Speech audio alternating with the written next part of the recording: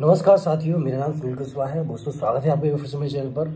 अब देखिए दोस्तों, एमपी कांस्टेबल के 8,500 पद जिसके बारे में हमारे मुख्यमंत्री जी ने आज ही घोषणा करी है। बहुत सारे स्टूडेंट अभी ऐसे होंगे जिनकी अभी दिमाग की बत्ती खुल गई होगी कि नहीं, अब तो हमको तैयारी करनी है और हमको ये एग्ज़ाम निकालना है। लेकिन दोस्तों मैं आपको बता दूँ, अभी भी बहुत सारे स्टूडेंट ऐसे होंगे जो ये सर्च कर रहे होंगे कि नोटिफिकेशन कब तक आएगा, पेपर कब तक होगा और फिर कब से हम फॉर्म कब से भरेंगे और फिर कब से हम तैयारी चालू करें। अब देखिए, ये तो ऐसा सोच रहा है ना कि कब से तैयारी चालू करें, तो सोच ले। फॉर्म भरने का इंतजार कर रहा है तो फिर सोच ले, और ये नोटिफिकेशन का वेट कर रहा है तो फिर सोच ले। सिलेक्शन नहीं होगा, ठीक है। अरे भाई आप ये बताइए कि आपका आप क्यों चाहते हो कि आपका 8 महीने में सिलेक्शन, 1 महीने में सिलेक्शन हो जाए। फॉर्म भरे, आप चाहते हो आप फॉर्म भर दे, उसका बाद पढ़ाई चालू करोगे, आपका सिलेक्शन हो जाए। नहीं होगा भाई, नहीं होगा। आप जैसे हज़ार स्टूडेंट हैं जो तैयारी कर रहे हैं। लेकिन दोस्तों इतना मैं बता देता हूँ कि यदि आज से ही आप तैयारी करोगे तो आपका गारंटेड 100% आपका एग्जाम निकल जाएगा, 101%। चाहे आपने पहले कुछ भी नहीं पढ़ा हो, या फिर आपको ये लगता हो कि मैंने पहले नहीं पढ़ा तो मेरा क्या होगा, मैं कैसे पढ़ूंगा और कैसे मैं इतना सिलेबस कंप्लीट करूँगा। Doesn't matter. यदि आप आज से बुक उठाते हो, यदि आप आज से ही पढ़ाई चालू करते हो, गारंटेड मैं लिख के दे दूंगा आपका एग्जाम निकल जाएगा। लेकिन यदि आपको एग्जाम निकालना है तो कुछ चीज़ों का बहुत बारीकी से ध्यान रखना पड़ेगा।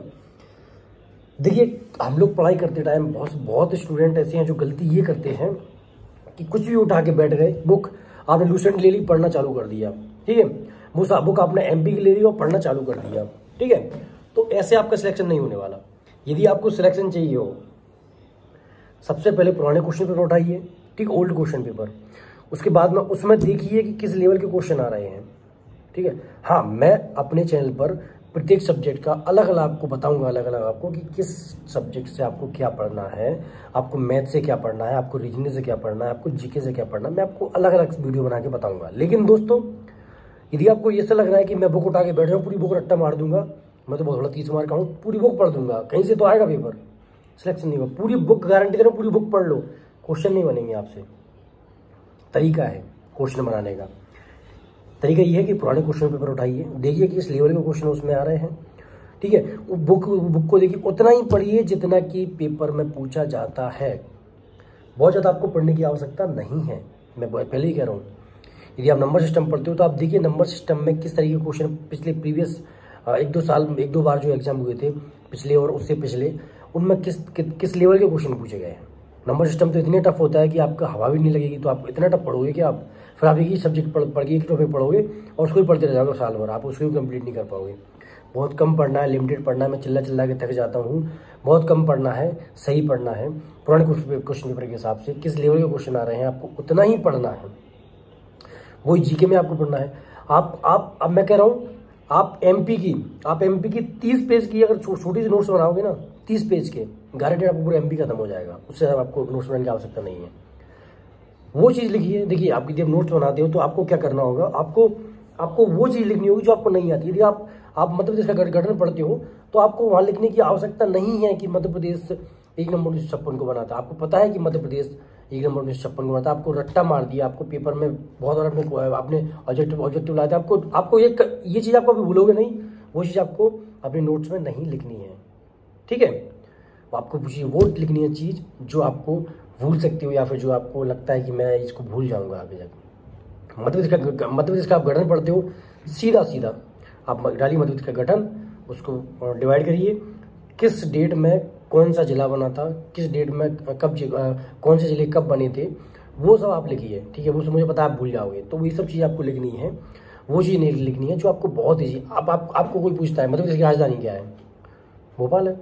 अब आप उसको भी बुक में अपने नोट्स में लिखो तो आपकी बेवकूफ़ी है ना, मत लिखो ना। आप ये तो आपको सपने में पूछेगा तो भी आप बता दोगे। तो नोट्स बनाने में ये गलती नहीं करनी। आप बहुत सारी चीज़ें लिख लेते हो, फिर मोटा नोट्स बन जाते हैं, फिर आपको रिवीजन पढ़ने में दिक्कत आती है, ठीक है। सेम टू सेम मैथ में आपको एक टॉपिक ले लिया आपने, उस टॉपिक के आप 10 से 12 टाइप के क्वेश्चन ले लीजिए और फिर आप पुराने क्वेश्चन पेपर उठा के लगाइए कि हाँ, उस टॉपिक से जाए हुए क्वेश्चन आपसे बन रहे हैं कि नहीं बन रहे हैं। यदि आप इतना कर लेते हो, टॉपिक आपका खत्म हो जाएगा। आपको इधर उधर दिमाग की बत्ती जलाने की, आपको माथा पटकने की आवश्यकता नहीं है। और ये दोस्तों आप अलग अलग सब्जेक्ट के बारे में वीडियो चाहते हो तो कमेंट करिए, मैं आपको मैथ के लिए अलग, रीजनिंग के लिए अलग, पूरा बोर्ड देखिए कंप्लीट है सब, ठीक है। ये सब सिस्टम कंप्लीट है, ये आपके लिए कंप्लीट मैंने किया है। तो मैं जो भी करूँगा आपकी मदद जितना कर मुझसे होगी मैं उतनी आपको मदद करूँगा। मैंने काफ़ी कोचिंग पढ़ाई है, पिछले 5 साल से यूट्यूब पर कर रहा हूँ काम, और मैंने कुछ उससे पहले ऑफलाइन कोचिंग पढ़ाई थी, तो नॉलेज तो भाई ठीक है, इतना कर सकता हूँ कि आपकी नौकरी लग जाएगी इस बार, ठीक है। तो best of luck. 8500 MP constable की वैकेंसी और घोषणा हुई है, तो ये वैकेंसी जल्दी ही आएंगी, ये भी आप याद रखिए। आप ये मत सोचिए कि पता नहीं कब आएंगे, क्या हुआ है, जल्दी ही वैकेंसी आएंगी, ठीक है। जल्दी का मतलब 3-4 महीने में ही आ जाएंगे। आप ये सोचो नहीं सर जब नोटिफिकेशन आ जाएगा तो मैं पढ़ूंगा, तो वीडियो बंद कर दो और जाके खेती करो या तसल डालो कहीं पर। बुरा लग रहा हो तो माफ करिएगा, ठीक है। आपके पड़ोसी आप पे तब भी अभी भी हंस रहे हैं, तब भी हंसेंगे यदि आप नोटिफिकेशन का वेट कर रहे हो तो, ठीक है ना। तो आज से लग जाइए, अभी से लग जाइए।